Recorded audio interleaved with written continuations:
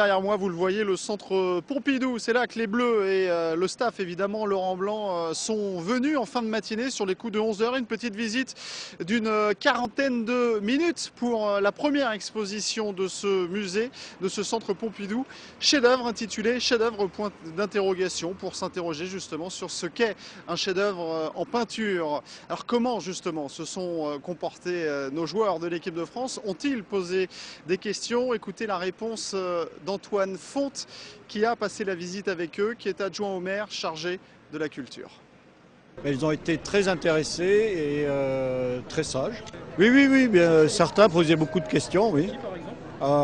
Écoutez, Nasri par exemple, Rami aussi, beaucoup de questions et beaucoup d'interrogations. Pourquoi ça c'est un chef-d'œuvre et pourquoi ça vaut tant, etc. Parce que c'est vrai qu'on peut se poser des questions. Pourquoi une œuvre fait 80 millions d'euros?